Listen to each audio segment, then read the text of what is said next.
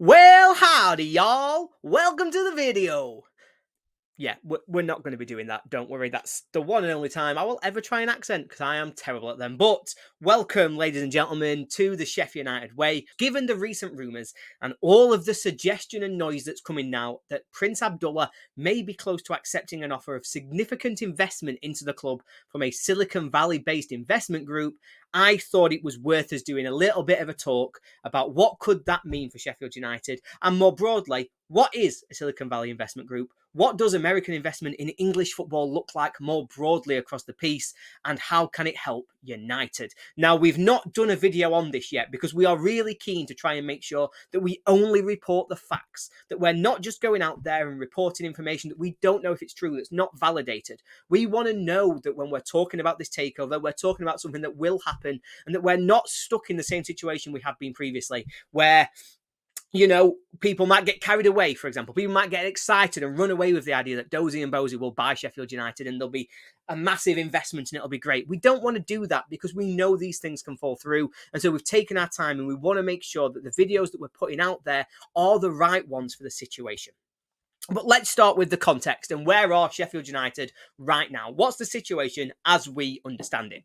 Well, Prince Abdullah bin Masad Al Saud invested in Sheffield United in 2013, striking up a 50% partnership with 𝗍𝗏𝗏𝗂𝗏. They were a League One club at the time and things seem to be going okay. And then, come 2019, United are on the brink of promotion to the Premier League, and Prince Abdullah decides he wants to utilise one of the clauses in the contract to purchase 100% of Sheffield United and become the sole owner. Now, despite some legal arguments and court dates and drama, Prince Abdullah did eventually become the full owner of Sheffield United, who were, by this point, a Premier League team. Under Prince Abdullah's ownership, it's been highs and it's been lows for United. It's been ups and downs all the way through this run. United have repeatedly broken their transfer record, starting with Luke Freeman and I think ending with Ryan Brewster, with Stopsit, Ollie McBurney, Callum Robinson and Sander Berge on the way.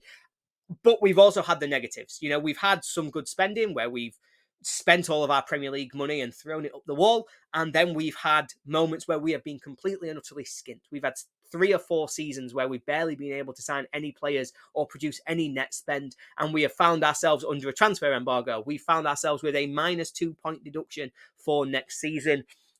Clearly, this isn't sustainable. This is a failure, and we need something different in terms of ownership and in terms of the structure at Sheffield United. Now, United, as I referenced before, have been subject to 2 previous reported takeovers, both of which have completely failed, and both of whom, well, one of them, as I understand it, don't sue me, as I understand it, one of them is in jail, and the other one is currently being investigated in America for potential fraud. That's why we want to pause. We want to take a moment to think about what does this takeover actually mean. But as it stands today, United have just had one of the worst seasons in Premier League history and we have been relegated back to the Championship. United currently have 17 senior players who are still under contract with the club. And as me and Nick discussed on our recent retained list video where we covered all of the ins, all of the outs, all of the maybes, we are expecting at least 3 or 4 more players to leave the club in the summer. So that outlines what a huge rebuild project that we have got going on. And this is the most important summer the United are going to have for a very long time. We don't have a squad. We are at bare bones. We need players. We need recruitment. We need a plan. And regardless of what's happening with the takeover, that cannot be affected. We have to start our recruitment planning. We have to get our squad planning in place because without it, we are snookered. And we need to start pre-season in as good a position as possible to address the fitness issues and to get a squad that is gelled together and ready to take on the Championship, particularly if we are realistic about having ambitions of getting promoted again, if we want to target the playoffs, if we want to target automatics, we cannot waste any time. But that brings us to the takeover and the subject of today's video. Now, there are lots of reports doing the round. And as I say, I'm not going to sit here and read rumours off Twitter. I'm not going to sit here and talk about things that aren't confirmed. I'm going to try and stick to the facts as we understand them or as they are being more widely reported in other news channels. So, as we understand it, Prince Abdullah is close to accepting an offer to buy 80% of the club from a Silicon Valley-based investment company. This company is reportedly in England already to complete the deal, and they have submitted financial information and personal information to the EFL ahead of passing the EFL Fit and Proper Persons test. They have also, again, reportedly been involved in some of the squad planning conversations that have happened so far around the club, and were one of the leading partners in the decision not to offer a new contract to Ben Osborne. Now, as we've touched on, given the needs of the squad, we need this to happen ASAP. If the takeover is going to take place, it needs to be in the next 2, 3, 4 weeks, not in the next 5, 6, 7 months. This is really important because imagine this picture, and I know it's a dream right now, but imagine this picture. A well-funded football club capable of utilising their parachute payments to keep their advantage above the rest of the teams in the championship. That is the dream. That is a team which is not just good at the top of the championship, but is competitive in the Premier League. That is exactly what we are hoping for. But that's the exciting bit. That's not everything about this is going to be exciting. This doesn't come without concerns, and through the rest of this video, what I'm hoping to do is talk about potentially what some of those concerns could be, as well as looking at other clubs in the EFL who have had American ownership and what it has meant for them so far. But then there is one wider consideration. There are a lot of American owners now in English football. What does that mean for the English pyramid, and what does that look like going forwards? But let's start with who could the investors be? Now, I'm not going to talk about individuals. We do not know who the individuals are. It has been reported. We've had names put out there. People are chucking things against the wall to see if it sticks. But we do not know who the named investors are. So we're going to focus on the high-level information we have been given. What does Silicon Valley mean? Well, the term Silicon Valley refers to an area in Northern California in which high-tech businesses generally have thrived. And nowadays, it is used as a bit more of a broad term for the tech industry in general, but particularly based out of all of California. That's it in a nutshell. It's an area where very, very successful people make lots of money working with technology. Fair enough, that sounds positive. Somebody with a lot of money capable of coming across, investing in Sheffield United and putting more together. Now, an American friend of mine I was talking to was a little bit tongue-in-cheek when I asked him, what does Silicon Valley mean? And he said, it's tech bros. So we're looking at tech bros, people like Elon Musk, people who are very, very, very intelligent and know exactly what they are doing. They are brilliant at tech, but that makes them think they are cleverer than Cleverer? Oh dear. They're definitely cleverer than me, but they think they're cleverer than everybody else, and maybe that is a negative in terms of how they're going to try and run a football club. The second part of that name is investment group. Now, what does that mean? Now, 𝗂𝗏 runs I keep calling him 𝗂𝗏. That is his name. Never mind. 𝗂𝗏 is a football finance expert who runs the Price Football Pod, and he has been talking about American investment firms a lot recently. And he says that on a fairly regular basis, he gets called from American venture capital firms asking him how you can go about doubling the revenue of an English football club within 3 years. Now, that to me is a concern, because if the case is that you are coming to England, buying a championship team to try and make money, that isn't what happens. Championship teams bleed money. They run out of money so fast. There is no way that you make a profit really in the championship without some really questionable practices in terms of what you're going to take out of the club. But there's a positive. The best way to make a profit on a football team is to invest in the club, invest in the squad, get them into the Premier League, sell them on at that stage. And therefore, there are potentially pros and cons to that kind of investment group coming to Bramall Lane, depending on what they want to get out of the club. Now, let's go into a little bit more of that general picture. What do football club fans generally fear when they're talking about American owners coming in? And I think we can capture all this within one quick answer. 2021, the European Super League. Now, the European Super League was spearheaded by 5 clubs. 3 of those clubs were English. They were Manchester United, Arsenal, and Liverpool. Now, they are 3 of the biggest clubs in the country, so there's a reason they were involved. But the other side of it is they are the 3 clubs in the country. They are owned by Americans. They all have American owners, and they were all invested in creating this closed-shop European Football League with no relegation. They wanted to have 15 founder-member clubs who, regardless of performance, could not be relegated out of the division. They also wanted, regardless of league positioning, to have an end-of-season playoff where there would be a 4-week playoff competition, much like what we see in the EFL, the basketball. everywhere that we see in American sports. They were trying to bring the American sport culture, attach it to football to create a slightly different take on what the competition should look like. Now, fortunately, this was all fought off. The fan protests pushed back against it, and they showed fans that we have a voice. If we don't like what our owners are doing, if we don't like the way they're trying to take the game, we have a voice to stop them, and we have to remember that, because it is so vitally important that we remember what our role is in protecting the game. Now, whilst all that is there, that's the background, that's the history, that's how the fans push back against it, there is a direct impact on what is happening to English football today. Just this week, we have seen changes made to the Carabao Cup, where European clubs are now going to be seeded, so they cannot play against each other in the early rounds of the Carabao Cup. This has come directly from big club and American owner influence, changing the way that historic competitions in England function. And for me, that can only be a negative thing. The more American owners get involved, if they buy into that way of thinking, then that will fundamentally change the game and change English football culture. But not everybody is going to think like that. This is individuals. Some individuals have prioritized making money and have identified competitions as a way to do that. Not everybody is going to do that. And I say American owners, but it's not all of them. It's a pocket of them who have already made their mind about what they want out of football.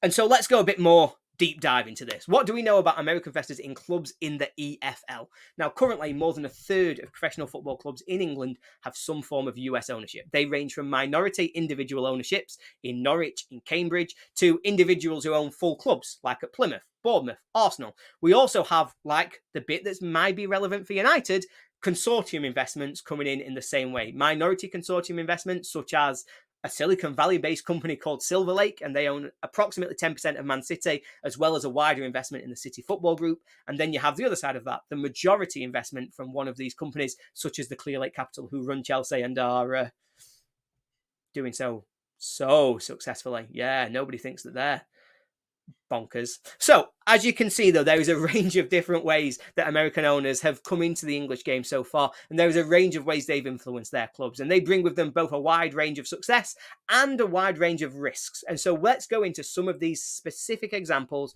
to see where we land. So we'll start with Game Changer 20 Limited. Now, they are based around an American pension fund, and in 2021, they purchased what was then League One club Ipswich Town. Now, as we all know, we're all, let's not pretend we're going to do spoilers. As we all know, since then, Ipswich have been on a huge upward trajectory and will be starting next season in the Premier League after back-to-back promotions from League One. That is just 3 years after their takeover by the American company. They are now a Premier League team. Now, this is not just on-field success. Now, some of it is luck. They've got a fantastic manager. They've invested well in young players. But some of that is luck that it's all come together at the same time. But the other side of this is it's not just on the field where they've made progress. There has been significant investment into off-field activity as well to develop the club and the infrastructure around them. I'm going to quote famous financial, I think it's on Twitter, Swiss Ramble. And now what they've said is the new owners have certainly put their money where their mouths are to date, spending a lot on the squad and on the club's infrastructure. However, this isn't just throwing money at the problem. This has been part of a well thought out plan, and they have made astute recruitment choices. Now that seems like a dream. Clever off-field investment with astute recruitment choices on the pitch to get the most out of what your club can offer. But let's look a little bit wider than that, because just performance on the pitch, just investment is one thing. Let's look at what the wider picture looks like for Ipswich fans, and let's consider their season ticket prices. The most expensive season ticket renewal that was available for Ipswich Town fans this season in the Premier League was £595. As a comparison, United's most expensive season ticket that was up for renewal was £643. So if we get an owner that's like Ipswich, if our consortium work just the way Ipswichers do, they will be willing to invest in the club, they will keep ticket prices at a reasonable level for fans, and they will invest in a clever recruitment system to bring up the pitch and see where we land. I think we would take that deal and be pretty happy with it. But they're not the only type of American owner. And again, I've said from the start, I want this to be a balanced video where we look at the positives and the excitement, but also we add some realism, we add some concerns in there as well, because not everything is always going to be a great outcome. Leeds United also have an American-based ownership, and this again comes from an investment fund. This fund currently took over Leeds United when they were in the Premier League, and obviously they have since been relegated into the Championship. This summer, after confirming that they have not been promoted back to the Premier League, this ownership group has begun to accept minority investment from the Red Bull Group. Now, anybody who knows Red Bull will know their clubs around the world, and they all have a few things in common. They have Red Bull in the name, Red Bull Salzburg, Red Bull Leipzig, New York Red Bulls. And so there is some fear now starting to build amongst Leeds fans group, particularly on Leeds fan forums. Will they be expected to change their name the more that Red Bull are trying to invest in the club?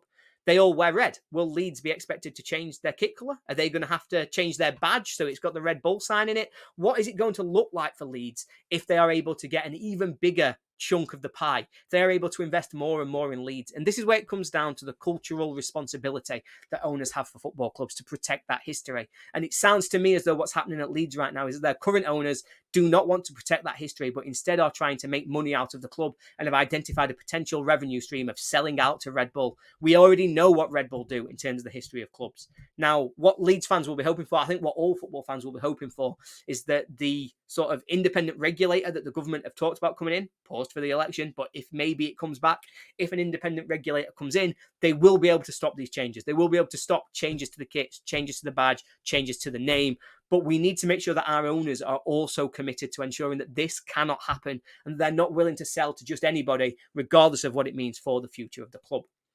But that's just off the field. On the pitch, what do things look like for Leeds? Well, after relegation, after not getting promoted back to the Premier League, Leeds are now looking at a financial black hole. They are really struggling. Some reports suggest that they need to make up to £100 million in transfer fees this summer just to get themselves back to an even keel in terms of being able to fund the club. Now, I think that number is very pie in the sky. It's not being confirmed, and therefore it's likely that they don't need to raise quite as much money as that. But it shows you the fear and the worry that they've invested heavily to try and commit themselves to being in the Premier League and to staying in the Premier League. And when that has backfired, they do not have the plan in place to be able to stabilise the club. They are losing so many players. They have an army out on loan right now, which apparently, due to clauses in their contract, can now just leave the club without recouping any of those transfer fees. If Leeds don't get promoted next season, they are staring at the abyss, and they may well end up where they were 10, 15 years ago, which nobody wants to see. Nobody wants to see clubs struggling like that financially. And so hopefully they can find an owner, or the current ownership can change a little bit to make sure that the club is stabilised. There's one of the examples that we don't want to follow. We do not want the investment in United to be about making money and to be leveraging the future of the club against potential promotion, but also against other people being able to buy in and do what they want without us having that full check on what they want to do to the club. Now, let's come to some different type of owners, because there are other really good examples, and there are people who've had similar conversations to us. Millwall were bought out by a family called the 𝗵𝗿𝗻𝗔s in 2007. Now, at that time, Millwall had the same discussion that we've been having today. Is this a good thing? Is this a bad thing? We're a London-based club. Are they just going to land strip? Are they going to buy up the land around the ground, sell it all off for profit, make themselves very, very rich over London real estate without any care or duty to Millwall Football Club? That has not at all been the case. They have actually seen somebody who is willing to support the club through their reputation, but also support the club financially to make sure that they keep going. Over the tenure, they have put over £100 million into the club, and they subsidise an annual loss of £13 million. However, despite all those positives, one thing that Millwall haven't had is the ability to fund growth on the pitch. Their biggest transfer, their transfer record deal, is £2 million. So as you can see, that's not been enough to progress them through the Championship. They've got incredible off-field sustainability. They have been run sensibly, but they have not been run to excite the fans into a promotion push, into a run towards the Premier League. Now, the club did have some tragedy last year where their chairman, John 𝗵𝗿𝗻𝗔, died in a car accident. Now, this is obviously horrible news and really sad to hear, and it was really sad to hear about it last summer when it was breaking through. But through his son, James, he has picked up the mantle and he's continuing to run the club, and he has been welcomed with open arms by the Millwall Football Club family, really. The 𝗵𝗿𝗻𝗔s are loved by their fan base, and, you know, it's things like they paid all their staff's wages during COVID, they're building a new training facility. It's commitment and investment into the club, not just to drive on-field development, which has been, you know, varied and a bit slow, but what they have done is given them a long-term future which they can believe in. Now, we're going to come to a final example, and I think this is the most controversial of my examples. So I'm going to preface everything I say with this one is a little bit controversial, and people will go either way on how they feel about this one. Birmingham City Football Club. Birmingham have had terrible owners for 10 years. They have really struggled to get any kind of momentum going, and they have been in relegation fight after relegation fight. Last year, They hired a manager called John Eustace, who took them away from relegation trouble and got them comfortable towards lower mid-table in the Championship at the end of last season. The start of this season, John Eustace was pushing them towards the playoff. I think they were around 6th at the time, and yet the new owners who have come in at Birmingham, who came in last summer, decided he wasn't the man for them. He wasn't sexy enough. They needed a name to help them build the brand of Birmingham City, and so they sacked him and brought in Wayne Rooney. Now, everybody agrees this was just unanimously an awful decision, and it ruined the immediate future of the football club and directly impacted them getting relegated to League One. Their relegation can all be traced back to that single decision which the owners made and which was a terrible mistake, which has put them back. However, despite all of that on-field disaster, which has been caused by the ownership, there are positives to come out of what is happening here. What the new owners have brought to Birmingham is huge sponsorship deals and huge commercial deals. They are now bringing more funds into the club, which allows them to invest in the playing ground, into the sort of playing staff, into the infrastructure that's around them. They are able to meet their FFP so much easier and will be able to spend good money despite being in League One next summer. One of the big things that was a problem under previous ownership at Birmingham was the stadium. They had a third of the stadium which had to be closed because it was judged to be unsafe and the fans were not allowed in. They have fixed that problem. That was the priority number one when they came in. They fixed the stadium. They got it all open. They got it full. They even gave it a lick of paint so that it looks nice and it's an area that the fans can be proud of. They've set up fan clubs so that fans can come together to make sure their voices are being heard. They've set up fan zones outside the ground to allow fans to meet before the game and soak up some of the atmosphere before then heading into the stadium for the game to try and build up a better atmosphere for their home games. Now, in terms of ticket prices, they have gone up, but they put on regular offers and deals to try and make sure that fans are able to get in the door and that they can still be affordable. My friend who's a Birmingham fan said to me, for the first time in a long time, Birmingham have an owner that shows his face and takes responsibility despite it being a tough year. And that's what their fans want to see, somebody who is accountable, but who is also supporting the long-term future of the club despite the immediate difficulties that they've faced. And whilst that is all mixed, you could say there's good things there, fantastic things there, but also really bad things there which have hurt them in the immediacy. Let's talk about what they're doing beyond Birmingham City Football Club, because these owners have recognised that a football club doesn't function on its own. It's part of a community, it's part of a city, it's part of a wider family that needs to be taken care of. They have committed investment to the city of Birmingham. Now, I don't know about you, but I look at Sheffield, I look at the town centre, I look at everything else around it, and we need somebody to commit that. We need the investment. We need somebody to be part of the city, not just building a football club. And so hopefully this is the kind of example that we can learn from, that even if there's immediate pain, there are so many good things that come out of this that I think Birmingham are in a much better position. And so there's pros and cons. There's good things, there's bad things. But I think all Birmingham fans currently are delighted with what's going on at their club, despite the pain that they've suffered this season in terms of the relegation.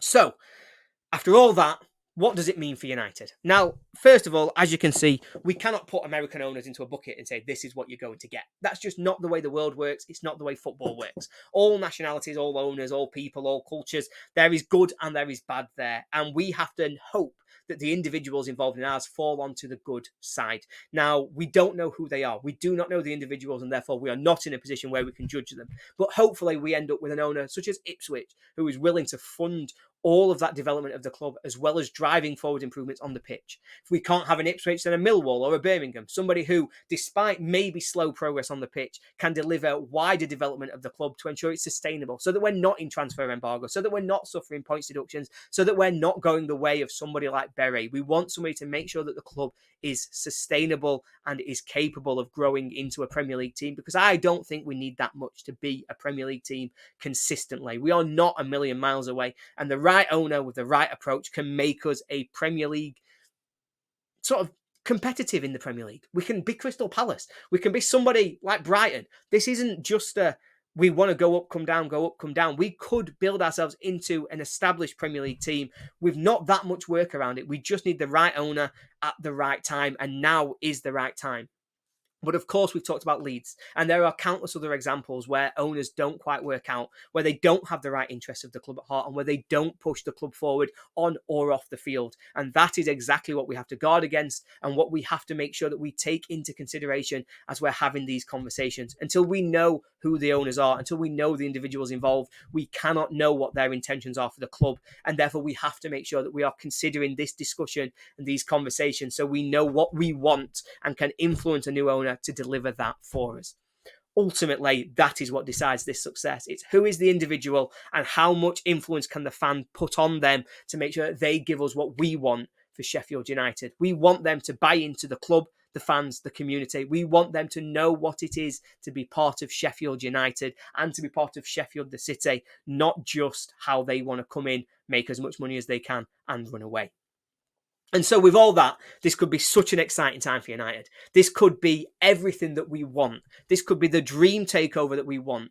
Either way, this is going to be such an exciting summer. Potentially new owners, lots of transfers, lots of ins, lots of outs, lots of rumours. There is going to be so much happening. And I hope you stick with us as we cover all of it as we go through the season. We're talking about the transfers. We're talking about squad building. We'll be talking about the takeover when we know more information and we have something to talk about. We won't just be talking for the sake of it. We will talk when we think there's information that we want you to know, but also when we think it's worth having a debate or a discussion as a group of fans about what we want from an ownership and what that ownership could look like. Thank you so much for sticking with me here today. I know this has been a long one, but hopefully you've taken something from it. Hopefully this gives us an idea of what we want from the new owners of Sheffield United, what type of owners we want them to be, and hopefully it's given us that dose of, yes, we are excited, we want this, we are desperate for this, and it's the dream we have, but we tie it together with just a note of caution to make sure that we understand exactly what we might be getting ourselves into. Now, again, thank you so much for sticking with me. Let's hope it's exciting. Let's hope it's the dream. Let's just hope this is the best that we can ask for. We want the best for Sheffield United, and hopefully this is the summer where we finally get it, because it feels like it's been a long time coming. Up the Blades. Please.